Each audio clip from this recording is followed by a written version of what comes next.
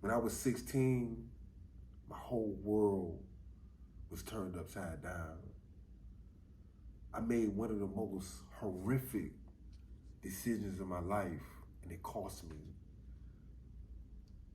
I was charged with first-degree murder, armed robbery with a firearm, and sentenced to 2 natural life terms in prison without the possibility of parole.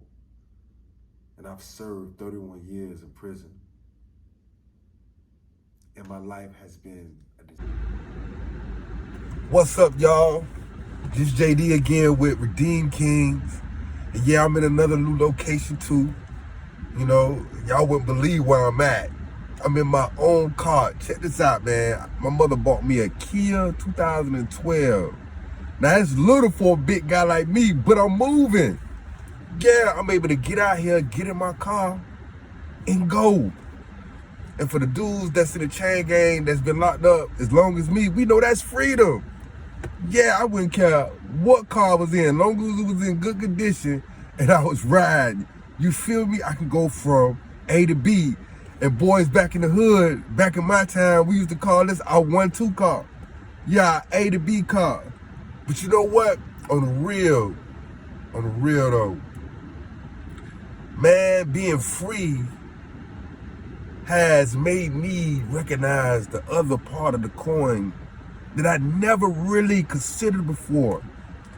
And that a lot of dudes that's locked up, you know, some of them considering it, but not all of them is truly considering what I'm about to tell y'all. See, you know, we never think about moms, old lady, you know, your pops, your children, and the things that they go through out here in society to provide for us. You know, now, in the chain gang, I'd have been around plenty dudes, you know, that I'd have been on the phone next to. And they cussing their old lady out. They cussing mama out. They cussing daddy out. They cussing their kids out. They cussing everybody out. You feel me? And the first story I'm about to tell you is about a dude, you know, who was on the phone cussing out his mama. Every time he got on the phone, he was cussing out his mama. And the cat got tired of that because he ain't have a mama no more. You know?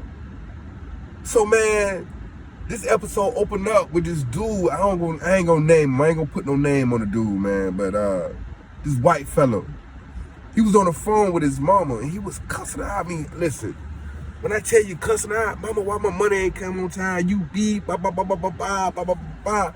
So you got dudes in the dormitory that's here this year. They like, man, what's up with this dude? He cussing out his mama like that for? You know, and then you got some cats be like, man, that's his business, man. You know how the white folks is. They don't respect their people like that. And I was like, nah, man, they don't supposed to do that, though. You know what I'm saying? Because you got some white people that respect their people. They love their family. You feel me? So the man every day, constantly cussing his mama out, cussing his mama out. Cussing. I don't know who he on the pound, you know, who he done got in debt with in store, or who extorting him, you know, because all that stuff goes on in the chain gang, you feel me? So one day, one of the OGs of the dorm stepped up. Been in about 40, 50 years. He said, man, hey, listen, man, you need to stop talking to your mama like that. Who the F is you? So the dude, he beat up. You feel me? He ain't want no part of that. So the dude got even more aggressive when he seen that. He was like, man, listen, oh, you can talk to your people like that, but you can't respond to me like that. Now, dude had the phone in his hand, and I think his parents and stuff was hearing it, right? A man hauled off and knocked him right out, man. Knocked him right out. You know, blood everywhere, yeah, like that. And they took Big Homie off the compound because, you know, even though the son was cussing out the mama still loves son, man. She ain't gonna have you cussing out or hitting her baby like that. She called the law on that. Yeah, she called the law on him. Absolutely. You know, but we never truly think about what our parents and our spouses be going through out here, man. They working hard. They working hard, and the little money that they working for, they sending it to us. And guess what? We up in the chain gang, misrepresented with chips and choops. And you know what? I'm gonna be the first to say I was one of them that did that. I always bought soups and chips with what my mama sent me. I ain't buy nothing else. I ain't buy no drugs. I ain't buy none of that. What I'm gonna do that with robbing around money? No. When I first came to the chain gang, yeah, I had vices. I was addicted to marijuana. I liked to drink. I liked to smoke cigarettes. I couldn't get none of those because I was 16. I had to wait till I was 18 to start smoking cigarettes. And man, listen, I used to send cats in the chain gang to the stove, to the canteen, just like, if you was on the street and you wanted something to drink, you'll send dudes to the stove because you ain't 21 yet. Man, give me an 8-ball. Yeah, for those back in the days, give me an 8-ball. But anyway, yeah, so when I was 16, 17, I couldn't get no cigarettes. So the first time, man, that I turned 18 in the chain gang, man, I went to that window and I told the canteen operator, I was like, listen, dude, you know what I'm saying? Let me get a packet of ports. I want a kid dope. And for y'all who don't know what a kid dope is, it was, a 24 box of Tampa Jewels cigars that they gave you or you paid for $10. You agree to receive recurring automated marketing messages from Apple. Message you did to me. For $10, y'all. Absolutely. I'm talking about smoking for days. Yes. So check this out. Dude said, man, listen, man, you ain't old enough to get this yet. I said, man, don't make me send them dudes up in there. You know what I'm saying? I flashed my little Addy to him, and he seen that I was 18. Man, he slid that out the window. Man, I smoked so much. Y'all. I can't even lie. I smoked. The only thing that made me stop smoking, besides them taking it out the chain gang, period, was the fact that, man, I like to play sports. Yeah, your boy can ball. Absolutely. Ask anybody that know me. They might tell you some lace it with a little bit of criticism, which is only real. You know what I'm saying? Which is only real. But them dudes will also tell you that, yeah, Devin was going for his on that basketball court in the chain gang. Straight 2 pair of socks with bro games. Yeah, and there was some dudes out there dunking on you with no socks and bro games. Yeah, I know dudes, they used to get on that asphalt, man, while it's burning hot with no socks on. And they'll play the whole game. I'm talking about thoroughbred, truly bred country boys down here in the South. These dudes don't play, especially them boys off the muck.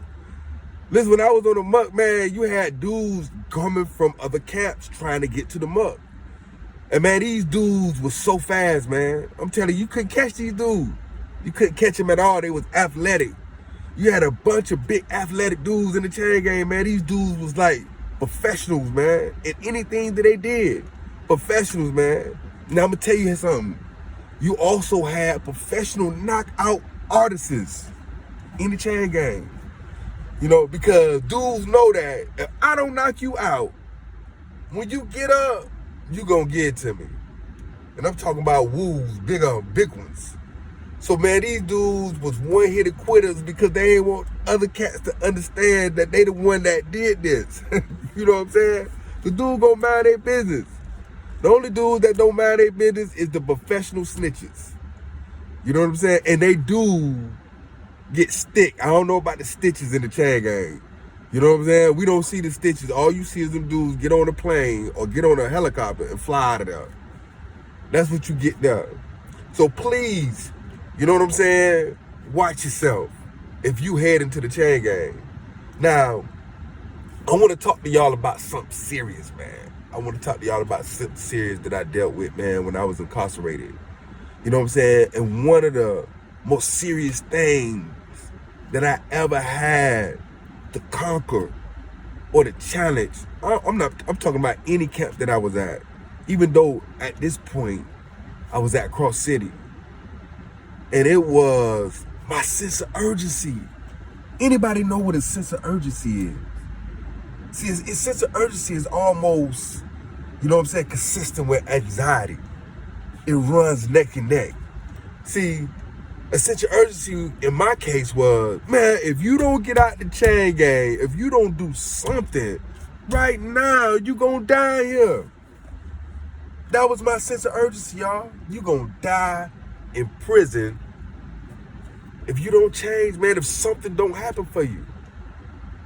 That was one of the most horrifying. I'm talking about this stabbing people, fighting, anything that I can think of that could have or have happened to me in the chain gang was waking up with a sense of urgency for your life. Yeah. It changed me. It changed because I couldn't stand it. It was like I was fighting against my own self. And you can't destroy yourself because yourself know you. You know? So, man, when I got that sense of urgency, guess what? Check this out. I mean, I took all the legal work that I ever had in the chain gang and I pulled it out and I went to looking through it. I searched down everybody that I can find that did legal work. And these dudes, listen, they got off on me. They took all my money. Oh, Devin, I'll get you out of prison in the next couple of months, man. Give me $100. I'll fix your whole case. That's how desperate I was. I paid that $100. I did. Next man came. Next man came. Next man came. I even actually went and signed papers to get something filed into court and stopped myself. I said, what is I'm doing? And something deep inside me said, man, listen, G. You know, man, you in prison with 2 natural life sentences without the possibility of parole. Ain't nobody gonna save you. Ain't nobody gonna help you. And on top of that, you like 17, 18, 19 years in. No, people ain't thinking about you no more. People going on with their lives. They living. The only people thinking about you is the people out here right now that's calling you, that's loving you, your mother. People that thinks and care about you right now. That's the sense that I had in my mind. And I also had a deep understanding. Something told me, they said, Devin, listen, check this out. You keep going to the middleman and you leaving out the source, baby. You keep going to the middleman. And I'm like, man, who is the middleman? Who is the middleman? The cats that I'm running to trying to do my case. The lawyers that I'm writing. The dudes that I'm getting to file all these cases to get me up out of here. That's what I'm supposed to do. I'm supposed to pursue this here if I want to get change in my life. I want to see this here. But sometimes the door already be open for us. We just got to believe. And we got to trust. And my whole experience in the chain gang was about learning to trust. Absolutely. That's why y'all see me in this ride right now. Doing Redeem King. Yeah.